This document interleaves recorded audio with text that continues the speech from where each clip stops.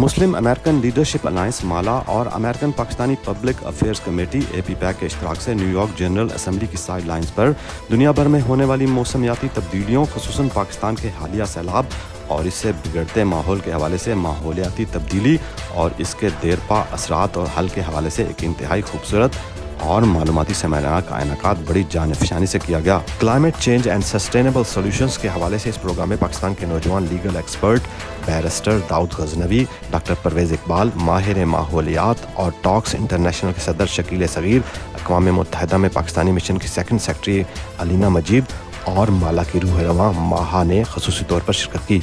आइए देखते हैं एक exclusive report. Good afternoon, everybody. Thank you so much for coming this afternoon. My name is Maha Khan from Muslim American Leadership Alliance. MALA is an accredited organization with the United Nations Economic and Social Council, which is called ECOSOC. We are proud to be entrusted by the UN for the past 8 consecutive years. This year's theme, the Summit of the Future.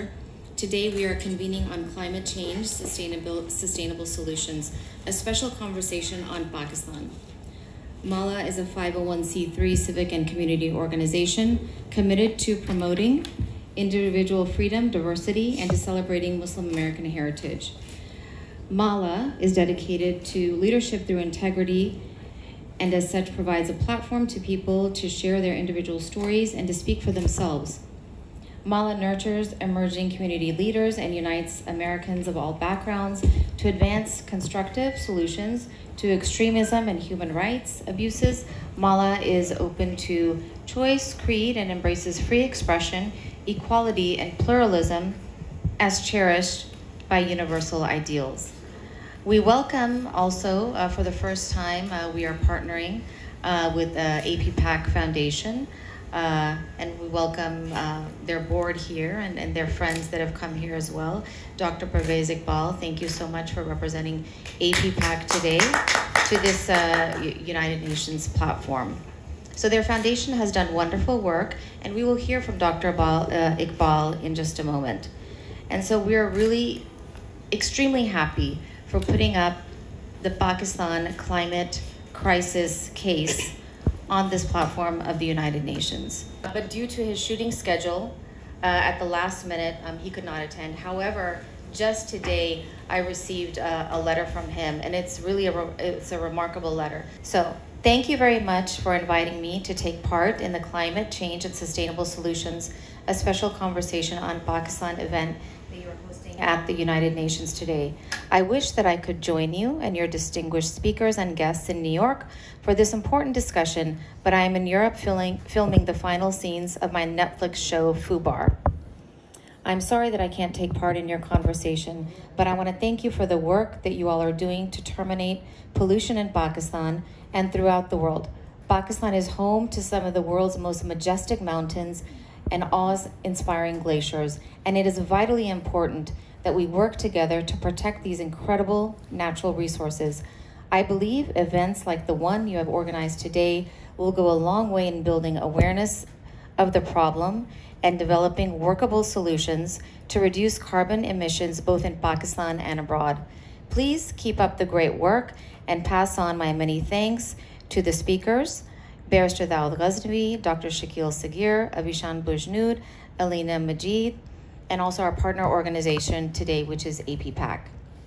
So that is from Governor Arnold Schwarzenegger. Good afternoon, everyone, and thanks very much to MALA and in collaboration with APPAC for this event today, and thank you, Avishan, from the United Nations side. It's really important, which I explained before, about the combination of climate change and judicial activism, which has been involved in climate change.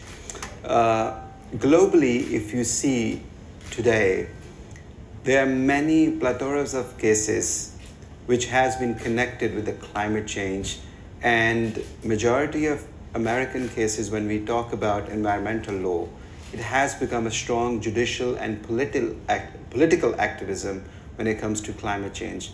And in Pakistan, what I have experienced from the last 10 years, courts have become very active whenever it comes on the climate change in order to curb and combating climate change. And it's very important to understand that in 2012, it was the time when Pakistan first time came up with a climate change policy. 2012, that's what it says. And they had a framework as well to implement that policy. But this is very unfortunate to understand that since 2012 until 2015, when the first person, agriculturist Lagari, when he reached out to the High Court, the implementation of that policy was not on the table. The Pakistan, agrarian land country, is very much concerned how we're going to move forward when the policy which has to be implemented has nothing done by the Pakistani government. So the biggest thing which Pakistani court did, which I've never seen in many other cases in around the globe, that Pakistani court came up with a climate change commission. So with that climate change commission, what the court did was they tried to implement that framework within the boundaries of the court jurisdiction. So the Climate Change Commission was the first time ever made up in Pakistan. And with that commission, majority of the ministries and the departments which were interconnected with that topic as a climate change took part in that commission. So that commission, surprisingly, 66% of the framework which the government had to do from that policy has been done by the courts. So this is how Pakistani court played their part in the climate change. And that's a very phenomenal thing when it comes to the Pakistan judicial side. And then on top of that, since then, I have seen that Pakistani courts have become so active. Every court and every time within 1 year, 4 to 5 cases always come before the Supreme Court and the High Court, completely working on the climate change issue. So I really thank two Pakistan Supreme Court justices who are really making a huge contribution towards the climate change, and it's synthesizing this topic. One of them is Justice Manzoor Ali Shah, and second one is Justice Aisha Malik. So I really feel that the United Nations must recognize their efforts, how they are combating climate change through courts. So that's what I need to talk about the climate change and the Pakistan judiciary, how they're playing their part. Thank you. Today we gather at a pivotal moment for our planet. As the harsh realities of climate change impact millions, especially in Pakistan, Pakistan has suffered catastrophic floodings in recent years. Lives lost, homes destroyed, and infrastructure devastated. These are not mere statistics, but human tragedies and demand for urgent attention.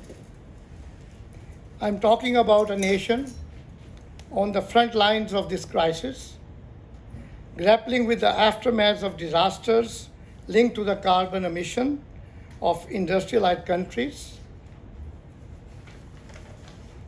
The suffering in Pakistan is a humanitarian crisis, not just an environmental issue. Through APPAC, we have tirelessly advocated for relief and support of working alongside US lawmakers to secure vital funding for Pakistan flood victims. APPAC leadership, Dr. Ijaz, had the privilege of accompanying a US congressional delegation to Pakistan, including late Congresswoman Sheila Jackson Lee, Congressman Tom Swazi, and Congressman Al Green, to witness the devastation firsthand. This experience reinforced a crucial truth. Climate change is a shared challenge that requires a collective action. We cannot ignore the responsibility of those who have contributed most to this crisis. I urge the international community to stand in solidarity with Pakistan. We must provide the financial and technical support necessary for recovery and resilience. This is not just a call for aid. Ladies and gentlemen, this is not a call for aid. It's a call for climate justice. It's the greatest desire of APPAC to work together with UN for a sustainable future. It's our greatest desire to work together with UN for a sustainable future for those facing the harshest realities of climate change. Everyone, my name is Avishan Bujnud. I'm Chief Information Management Officer of the Department of Peace Building, Political Affairs, and Peace Operations of the United Nations. We will be addressing critical environmental issues facing Pakistan, and we will be discussing with our distinguished panel members on viable solutions and see how we can address this important issue. And this discussion is indeed timely because a key focus of the Summit of the Future, which is happening on September 23rd and 24th, right across from the street at the United Nations headquarters, will be addressing the impact of climate change with particular emphasis on vulnerable regions and countries like Pakistan. And also in my work, as Maha mentioned, I work in Peace and Security Pillar of the United Nations. We work closely with United Nations Security Council members. And topic of climate change is increasingly recognized as a threat multiplier. UN Security Council has had a number of open debates to discuss climate change, its impact to peace and security, and focus on tangible ways on diminishing the impact of global. Very much. First, I would like to thank Mala for organizing this event and for having me on the panel. I'll give a very short answer to your first question. I think it is well established that Pakistan is one of the 10 most climate vulnerable countries in the world, and we contribute less than 1% to global carbon emissions. The massive dimensions of the disaster we faced in 2022 demonstrate that exact vulnerability. 33 million affected, 1,700 lives lost, 1/3 of the country underwater. The total estimated cost was $30 billion, 8% of Pakistan's GDP. So the crisis is real. We are very vulnerable to it, and we need to be very worried about it. Thank you, Alima. Dawood, what are your thoughts around this question? About The impact of climate change on Pakistan, and do we need to be worried about it? What are your thoughts? From my legal perspective, I started practicing in Pakistan in 2011, and at that time I used to hear about, because my city is very much condensed around the industrial areas, so we always used to hear about air pollution. And since I started practicing, and in 2012 and 13, we start hearing about the climate change word first time in Pakistan. And we were not really immune about the word, but since it has been started happening in Pakistan, the Pakistani courts have become so active and taking part in that kind of conversation to get on and head on with curtailing and combating the climate change. So I really feel that Pakistan judicial side is very active and very strong when it comes to climate change. So that's what the change I see in Pakistan about the judiciary side of you. That's what I see. Yeah. Thank you. And Dr. Sagir, what are your thoughts from your perspective and your expertise? First, I want to thank for inviting me. I would not touch on politics or the judicial. I will mostly, I will stay within my expertise. And what I see, the climate change is an extremely important issue for Pakistan.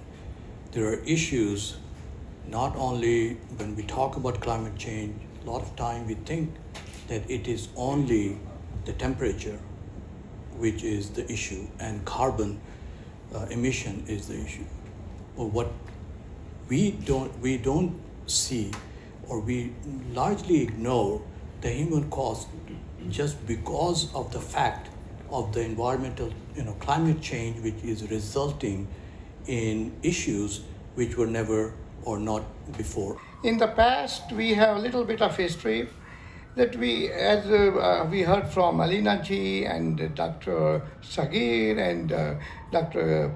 Mr. Dawood Ghaznavi, that Pakistan is the fingerprints on the climate change is about 0.8% of the global warming. That's by the contribution to the emission of gases. But we bear the brunts of being the 10 most climatically vulnerable countries from the impacts of the global warming. That's a very serious number.